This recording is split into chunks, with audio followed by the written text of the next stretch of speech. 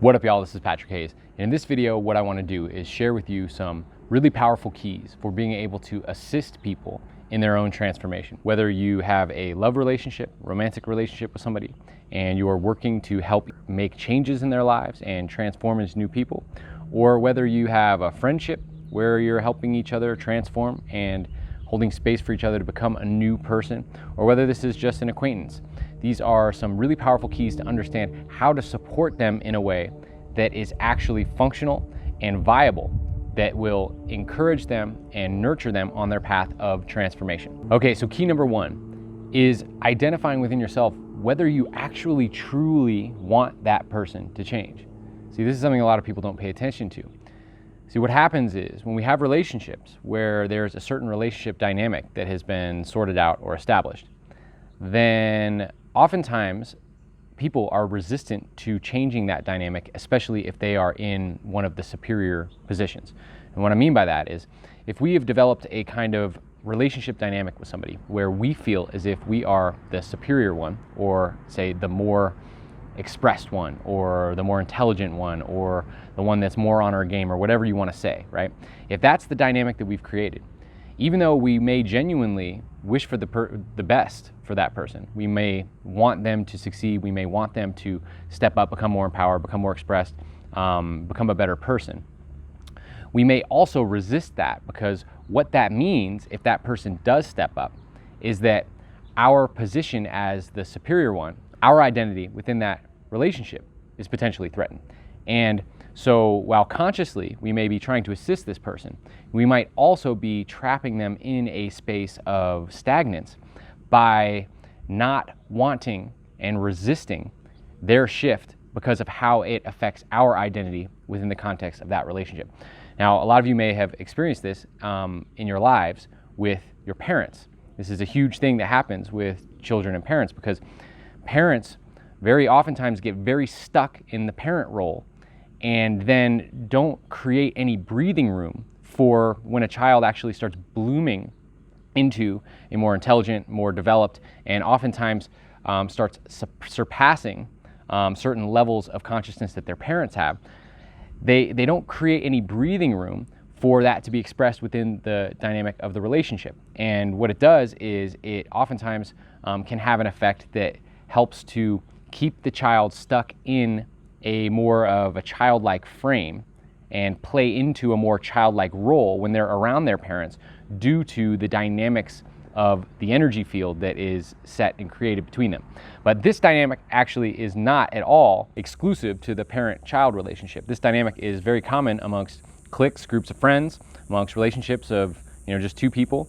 And oftentimes there are relationship dynamics where somebody being the leader in the relationship starts actually getting a feed off being the leader and the helper, and can develop a high level of resistance to that person actually blossoming or blooming too fast, because that really threatens their identity and it threatens their own confidence. So the question then is, do you really want that person to change? Are you willing to let go of the higher seniority that you feel in the relationship in order for that person to step into a greater role, right? This is something that we all have to be willing to check our ego in order to truly be supportive of the people in our lives, right? And honestly, if somebody can step into a greater role and teach us something, then that's an awesome thing, right? Why wouldn't we want them to be able to, teach us something? Why wouldn't we want our student to be able to come back and give us the gift that we gave them, right? So if our ego gets in the way there, that's going to block the whole thing from happening, and we won't actually be able to even receive the gifts that, in a sense, we watered the seeds of. So be honest with ourselves. Are we really wanting that person to change? If we have a boyfriend or a girlfriend, or we're in an intimate relationship with somebody, and that person has a particular identity that is giving us a particular identity.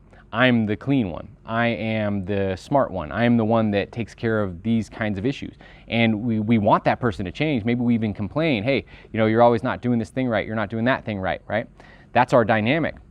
But if that did change, then what would happen to our identity of being the smart one or whatever, right? And are we willing to take a change in identity in order for that person to shift into potentially even a role that we say we want them to shift into, maybe that we're even complaining that they're not shifting into, right? But are we even willing to let them step into that role? This is an important question to ask. If the answer is yes, then the next thing that's really, really important is that the person that we're working with has to consciously be in on this process, right? So, we can't be sitting there trying to shift somebody else that's not trying to shift themselves, right? I mean, to a certain degree, some people might not be aware of the details of how they're shifting.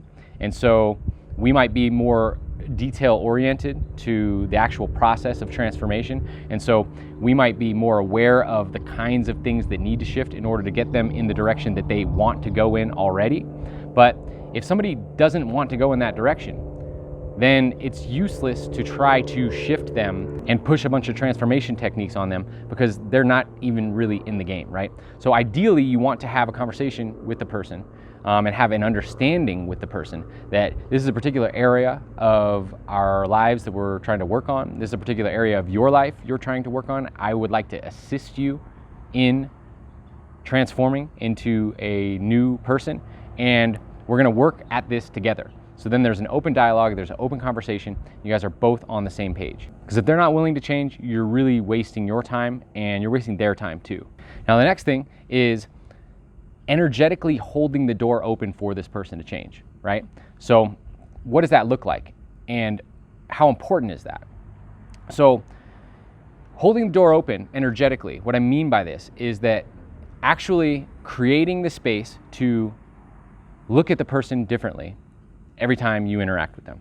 So if a person is trying to be, more expressed, or they're trying to develop, better habits, then energetically holding the space for them to step into that. So seeing them as that, or at least looking for the greater attribute that they're working to integrate inside of them and focusing on that, kind of summoning that forth, right?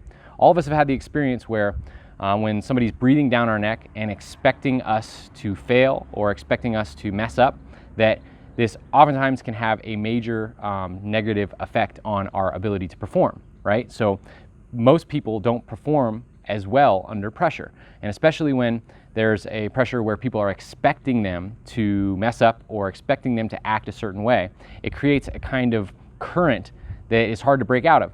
And very often people get stuck in roles in groups of friends and in relationships that doesn't really suit them. It's not their best expression, and they're capable of much more, but they're caught in the current of that because everyone around them is expecting them to be a certain way, and the psychic force of that makes it very hard to break out of that identity or out of that habit. So energetically opening space for them to shift is basically having an understanding with the person of what they want to shift into and who they want to be, and then holding an energetic space and creating an energetic current for that new person, that new identity.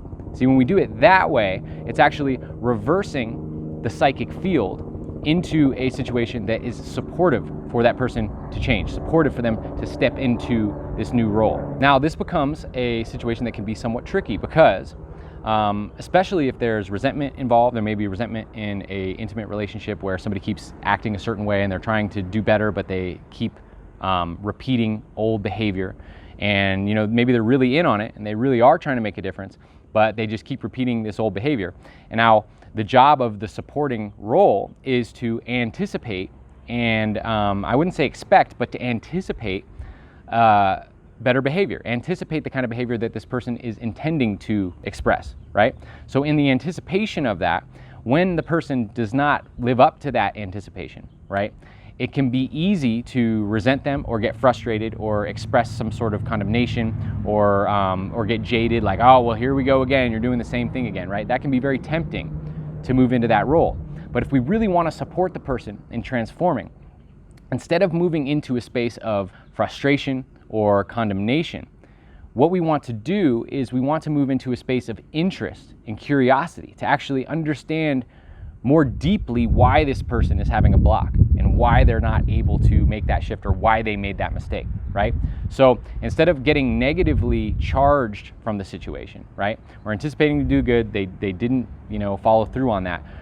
Well, we're really interested then. So what was it that made it hard for you to do it this time? Why did you go unconscious in this area? Or what did you miss? What were you not paying attention to, right? That you could have paid attention to that maybe would have helped you to express yourself in the way that you wanted to express it. What fears do you have? What blocks do you have, right? Interested, right?